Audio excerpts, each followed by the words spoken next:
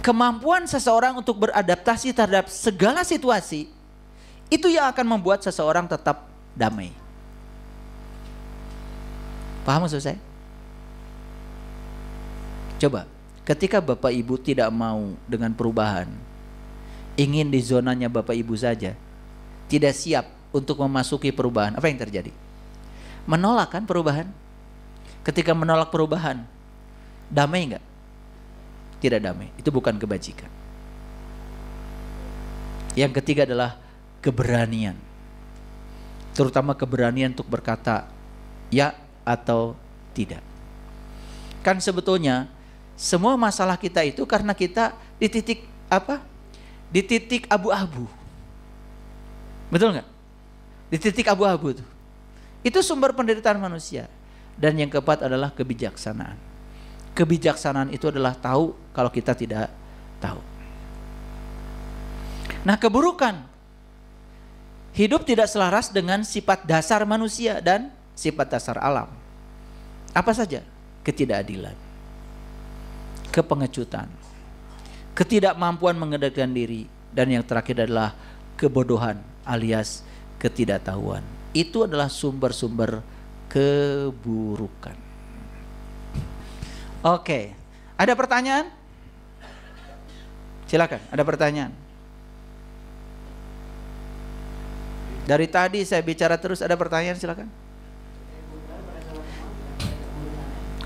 Boleh bertanya yang mana aja.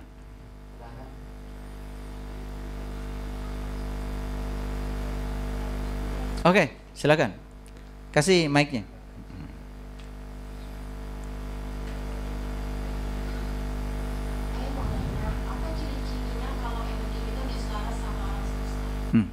Oke, bagus sekali. Apa ciri-cirinya kalau energi kita sudah selaras dengan alam semesta? Tahu selaras artinya apa?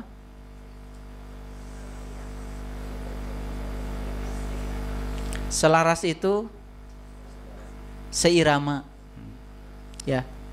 Kalau orang sudah selaras dengan alam semesta, dia itu salah satu cirinya itu dia bisa ikut bersama tarian alam semesta. Dan orang yang ikut tarian alam semesta, apapun musik yang ditabuhkan alam semesta, dia ikut menari dengan serasi. Artinya ikut saja dengan semua perubahan yang ada. Sehingga orang yang sudah selaras dengan alam semesta itu sudah tidak ada penolakan apapun terhadap semua peristiwa. Karena dia percaya semua yang terjadi dari alam semesta itu adalah yang dibutuhkan oleh dirinya. Semua yang terjadi di semesta ini sebetulnya kebutuhan kita. Cuman sampai saat ini kita tidak tahu kalau itu kebutuhan kita. Contoh,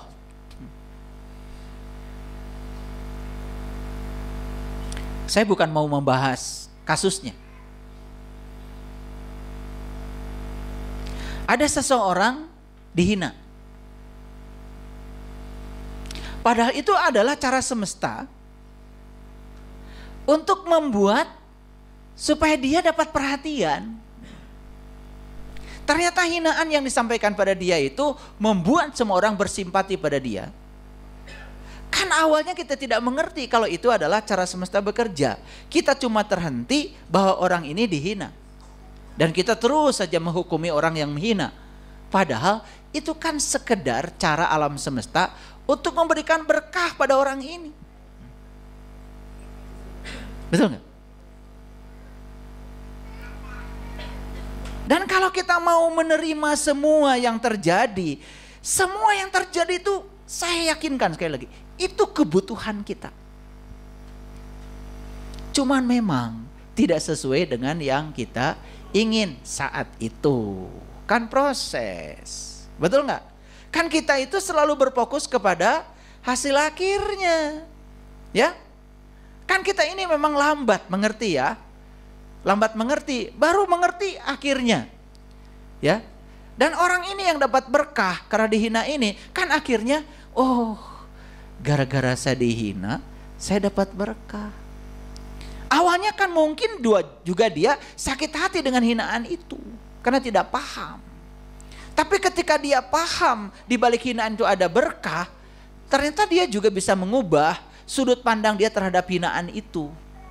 Makanya saya kasih tahu, orang yang sudah selaras dengan alam semesta, dia tidak pernah menolak apapun yang terjadi.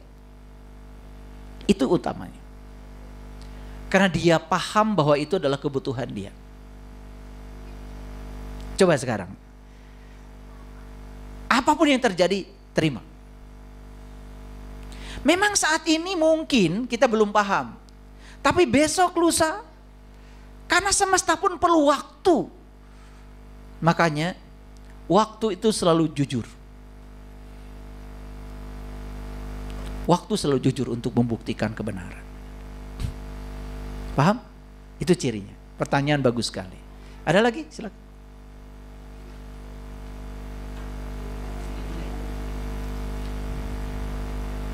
Dari ayah, dari buku ayah. Ya, silakan belakang.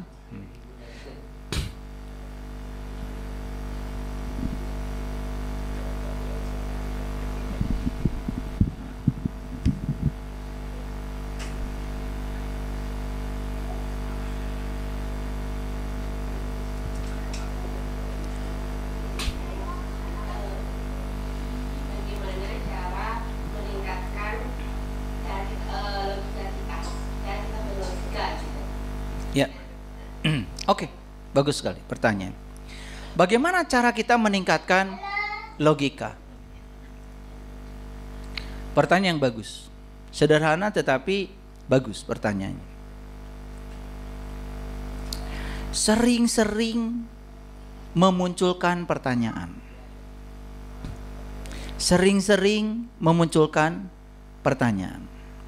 Kalau saya belajar mengasah logika itu dengan cara membuat daftar pertanyaan. Saya beri judul buku saya itu namanya buku bodoh, bukan buku pinter. Jadi apa saja dipertanyakan. Hujan dipertanyakan, kenapa ada angin dipertanyakan, kenapa matahari sore ini sudah tenggelam dipertanyakan, kenapa bumi ada di sini dipertanyakan. Karena ketika kita memunculkan satu pertanyaan, itu akan membuat pikiran kita mulai bekerja untuk mencari jawaban.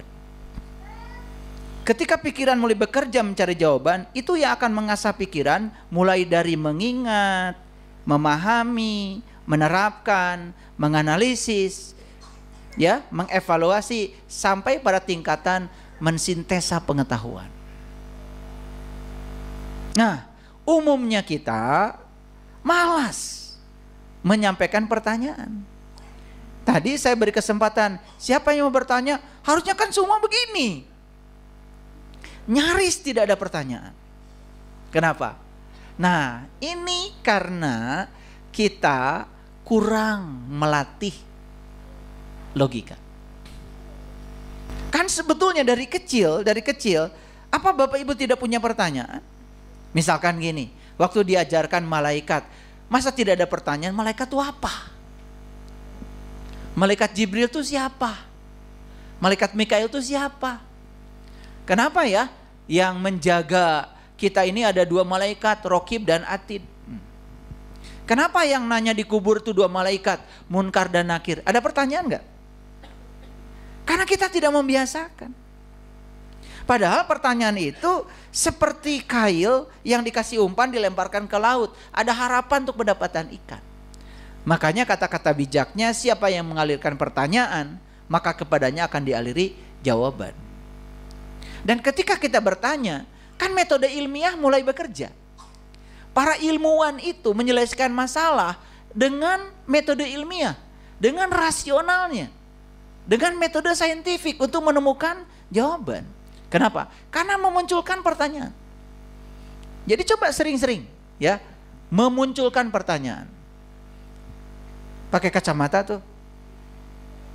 Min berapa itu? Min 4. Ya.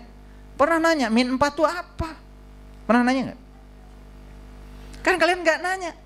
Sehingga ada jenis-jenis cacat mata, ada miopi, ada presbiopi, ya kan?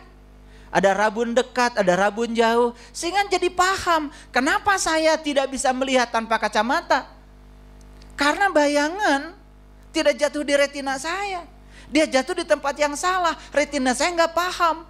Kenapa pakai kacamata? Supaya bayangan dijatuhkan kembali di retina saya. Sehingga bisa dipahami, yang bisa dilihat. Gitu nggak yang pakai kacamata? Saya yakin enggak. Kecuali saya. Kalian pokoknya, aduh ini nggak bisa lihat itu. Pokoknya pakai kacamata, pakai aja celep gitu. Gitu kan? Kan nggak ada pertanyaan masalahnya. Tidak ada rasa ingin tahu. Lalu logikanya mati. Itu yang menyebabkan etika juga jadi mati. Apalagi ingin punya pengetahuan yang dalam tentang alam semesta. Boro-boro. Jujur ya, ini yang pakai kacamata. Ya? Kan saya tanya, itu kacamatanya apa? Oh, negatif. Apa artinya negatif? Apa bedanya dengan positif? Kenapa harus negatif positif? Kenapa harus silinder? Kan cacat mata kita itu beragam. Orang yang memikirkan solusi tentang bagaimana supaya bayangan di mata itu kembali ke retina, dapat hadiah nggak dari alam semesta? Dapat, jualan kacamata. Soleh nggak itu? Soleh. Nah itu orang soleh gitu. Menimbulkan pertanyaan, lalu mencari solusi. Saya yakin orang yang menimbulkan pertanyaan, duh kasihan orang tuh nggak bisa lihat ya. Dia mencari upaya, melakukan riset, menjalankan logikanya untuk menemukan jawaban. Gimana caranya saya bisa membantu orang yang mengalami cacat mata ini sehingga dia bisa melihat lagi. Akhirnya sekian banyak orang yang harus pakai kacamata termasuk saya. Dapat berkah? Dapat. Setelah itu di otak-atik, kacanya harus anti gores macam-macam, kan jadi mahal lagi. Betul nggak? Mahal nih kacamata saya. Karena saya nggak mau ngasih yang murah buat mata saya. Sudah sakit dikasih yang murah lagi. Gak mau. Saya harus cari kaca yang terbaik buat mata saya. Karena saya berpikir kebeli, ya ada duitnya. Lagi-lagi cara berpikir. Begitu ditawari, Pak, ini bagus Pak. Ya, ini ada anti goresnya. Yang kedua, bisa menyaring sinar-sinar yang tidak diperlukan, yang membuat mata Bapak nanti gampang katarak. Oke. Apalagi? Ya, abrek-abrek tuh iklannya. Udah supaya cepat berapa? Sekian Pak. Udah. Saya beli. Buat mata. Ada yang lebih murah dari itu enggak? Nah, orang yang punya kecenderungan mencari yang termurah, hati-hati itu. Itu sudah menuju kemiskinan. Ya, menuju kemiskinan. Salah satu faktor kemiskinan adalah mencari yang termurah, versi termurah. Itu kalian sarapan pagi muter aja, orang udah makan masih muter, ya, karena beda 100 rupiah. Oh, nasi kuning sini berapa? 7.000. Di sini berapa? 7.100. Di sini berapa? Wah, alhamdulillah 6.900. Wah, langsung makan. Beda 100. Subhanallah, ya. Nah, mari lagi ya, Mbak. Jadi, masalah kita itu sebetulnya adalah kita sendiri menghidupkan logikanya kurang. Akibatnya apa? Mati dengan dogma, mati dengan doktrin. Apapun yang dikatakan orang, ngikut saja. Akibatnya apa? Kita menjalankan sesuatu yang etikanya sendiri tidak terpenuhi, bukan bimbingan menuju kebajikan, malah kita ikut-ikut melakukannya. Kenapa? Mati di sini. Karena ada orang, pokoknya kalau kamu berani ya meledakkan diri, dijamin masuk surga. Coba logikanya gimana? Sudah menyakiti diri sendiri, menyakiti orang lain, sekarang aja badannya hancur. Betul nggak? Di mana logikanya? Akibatnya apa? Logikanya nggak jalan, melakukan tindakan kebodohan. Apa yang terjadi? etikanya kan tidak jalan. Betul? Oke. Nah, pertanyaan yang tadi bagus. Bagaimana caranya menghidupkan logika? Mulai sekarang, ya, pergi ke toko buku, ya. Pokoknya apa yang dilihat, tulis. Oh, daun, daun. Apa itu daun? Betul nggak? Bagaimana cara Tuhan bikin daun? Berapa sel dalam daun? Kenapa daun beda-beda? Coba, pusing kalian nanti mikirin daun. Betul nggak? Waduh, kalau saya ini nggak bisa berhenti. Semua yang saya lihat itu saya pertanyakan. Ya, makanya tadi ya, saya ke toko kacamata, saya ngobrol dengan ini. Ternyata tukang kacamata aja nggak ngerti dia jualan kacamata. Buat apa itu negatif 4, ya? Kenapa harus menggunakan kacamata sekian dioptri, nggak ngerti. Satuan untuk kekuatan mata aja dioptri nggak ngerti. Karena tidak mau belajar. Coba, ya, ketika pipis, kenapa ya saya bisa pipis? Masa nggak ada pertanyaan? Saya ada pertanyaan. Ini gimana nih tubuh misah-misah airnya? Pinter ya tubuh, betul nggak? Ada yang buat darah, ada yang buat mata, ada yang buat ini, betul nggak? Ada yang buat pelumas, BAB, ada yang buat kesini. Nah yang kesini siapa yang ngatur? Bisa ya. Pernah gitu nggak? Aduh, yakin kalian nggak begitu? Karena kita ini sudah terlalu apa ya? Terlalu robotik ya, menjalankan kehidupan sehari-hari persis kayak robot, tanpa kesadaran. Tapi kalau disebut robot nggak mau. Enak aja. Betul nggak? Iya. Betul nggak? Ya. Coba. Kalian makan ya, makan. Ketika makan ya udah makan. Kemudian nanti dipilah-pilahkan oleh tubuh, betul nggak? Ya. Pernah gak nanya, siapa ya yang ngurusi nutrisi yang saya makan sehingga bisa menjadi daging, menjadi tulang, ya? Siapa sih yang ngurus di dalam itu bagian organ yang mana, yang kemudian menyatakan bahwa ini gak penting, harus keluar? Siapa yang ngatur di dalam itu? Pernah nanya gak? Kalau kalian nanya, pusing pasti kalian. Awalnya pusing, tapi lama-kelamaan kita jadi rasa ingin tahunya jadi besar. Maka kita tidak akan terkena brain rot. Kan sekarang itu ya, saking tumpulnya otak kita, apapun yang dikatakan orang, dibenerin aja. Karena kata TikTok juga begitu. Betul nggak? Apa aja, sehingga otak kita tumpul, logikanya nggak main. Sedangkan logika itu adalah kulit keras, pelindung, yang bisa mengantarkan kita pada etika dan fisika. Sementara logikanya mati. Apalagi mohon maaf, dalam ritual, pernah nggak ada yang dipertanyakan? Sholat aja, pernah nggak ditanyakan? Kenapa saya mesti sholat? Apa seperti ini sholat? Kenapa bacanya seperti ini? Saya dari kecil udah nanya kok itu. Kalau sholat itu sembahyang, siapa yang harus saya sembah? Apa saya boleh menyembah yang saya tidak tahu? Bagaimana caranya supaya saya tahu yang saya sembah? Kapan Nabi Muhammad mulai sholat? Siapa orang pertama yang diajarkan Tuhan sholat? Sehingga saya berpikir dan kemudian menemukan jawaban. Karena saya percaya semakin sering kita mengalirkan pertanyaan, semakin deras jawaban akan datang kepada kita. Karena kita mempertanyakannya. Pernah gak nanya begitu? Kan enggak ya? Ya? Kenapa sholat begini? Kenapa begini? Kenapa tidak boleh begini? Kenapa tidak pakai yang besar aja begini? Ya?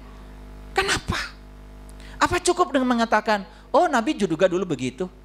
Saya yakin sekelas Nabi Muhammad yang mengajarkan kepada kita agama itu akal dan tidak ada agama yang begitu berakal. Pasti ada logikanya. Begitu saya melakukan pencarian, ketemu tuh logikanya. Keren banget. Sangat logik. Masuk akal. Kalian menemukannya? Belum ya? Mau saya kasih tahu? Gak boleh. Terus kalau diberitahu terus, kapan logikamu mau jalan? Katanya nanya gimana caranya menghidupkan logika. Kan sekarang ini logika kita jadi tumpul gara-gara apa?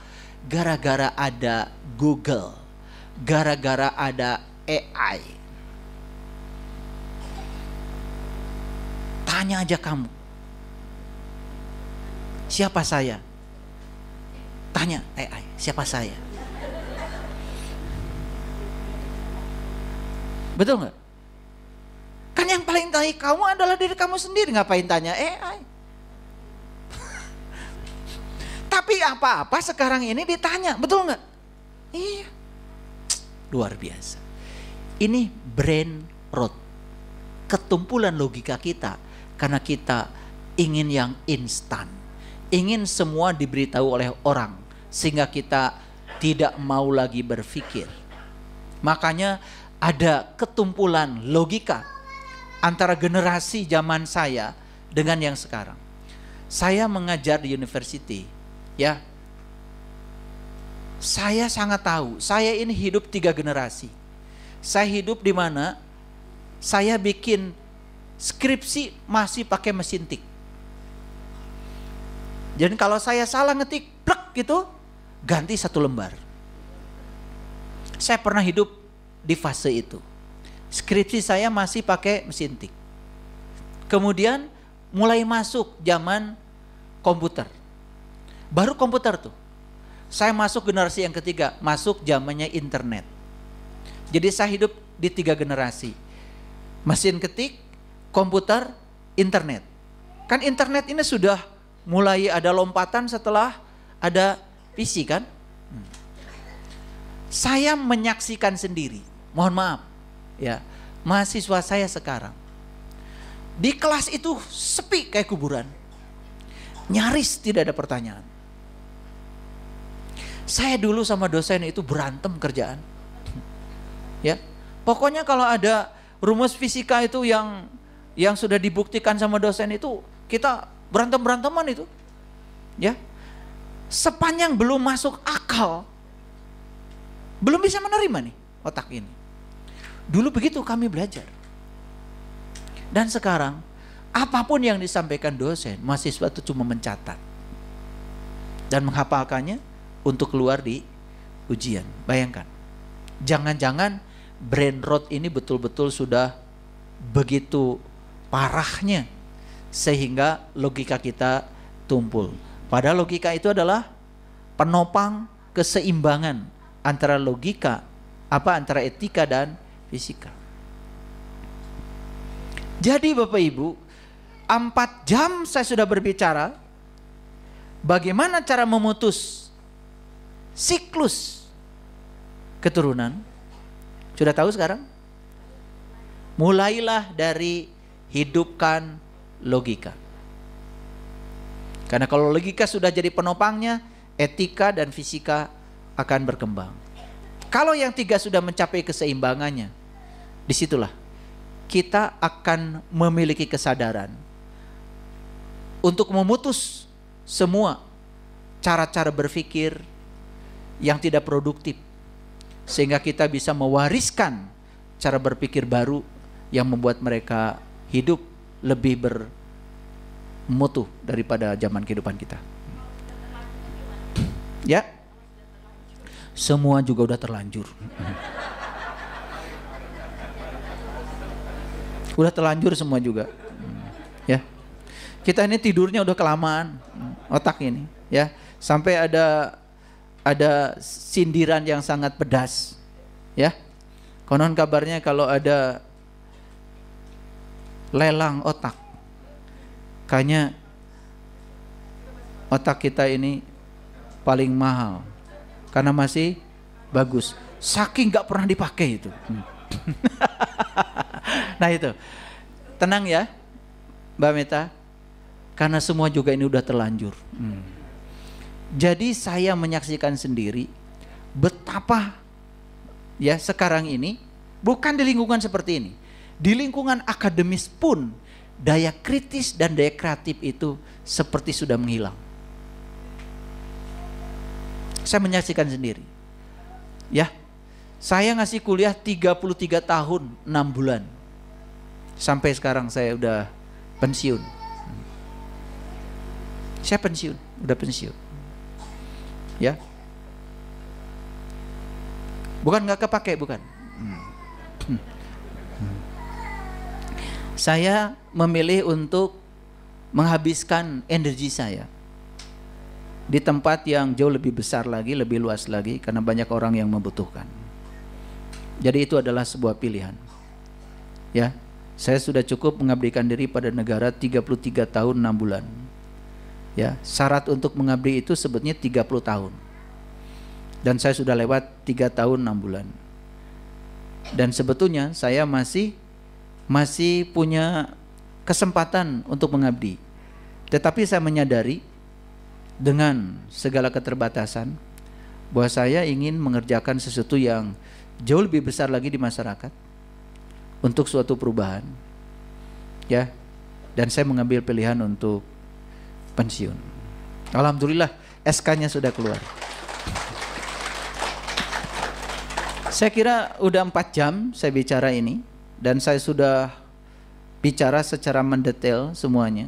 Ini adalah hadiah saya di akhir tahun 2024, dan semoga hadiah ini didengar oleh banyak orang, sehingga banyak orang yang mulai sadar untuk bisa memutus siklus keturunan yang tidak produktif, sehingga kita bisa melahirkan generasi emas kita di masa yang akan datang. Terima kasih.